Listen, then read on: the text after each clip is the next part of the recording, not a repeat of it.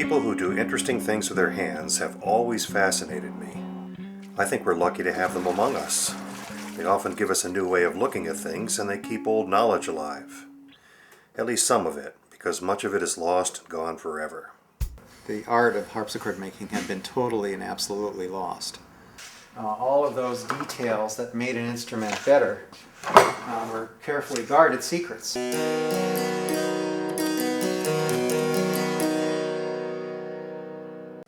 When I came here in '88, I learned from the two remaining stonecutters that were still alive in Tenino.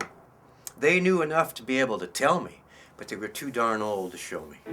They often feel part of a primordial lineage. Generations of accomplished artisans who wrested civilization from Earth's basic elements: fire, stone, metal, and the living materials that nature provides. As a young guy, I was kind of impatient. If I didn't understand something, I would just destroy it. So I called up every stonemason in town and got on as an apprentice with the crew. And they proceeded to run me into the ground. I mean, just, all right, kid, let's see what you got. I persevered and stuck with it. It was simple, it was manual, it was primitive.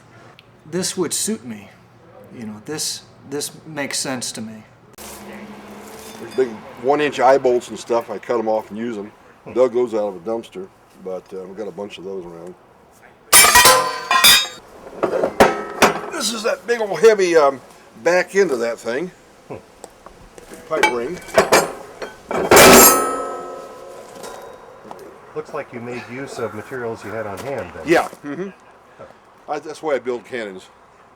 So whatever I got on hand, that's what I do.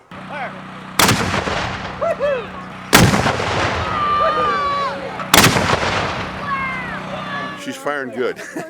This project is a poem by Naomi Shihab Nye. We selected a paper that's made in a handmade paper mill. It's very textured, it has a lot of character.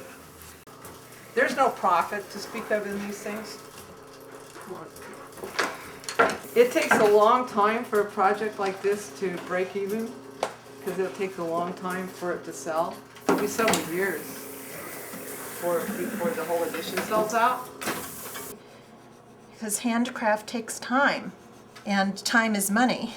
You know, people have to love handcrafts enough to continue that for the love of it, because they're probably not going to make a ton of money at it.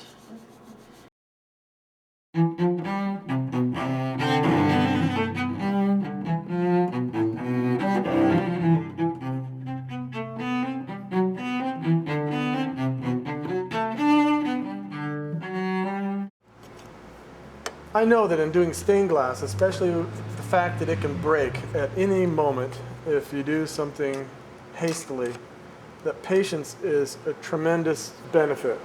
And I'm a patient person. I can persevere.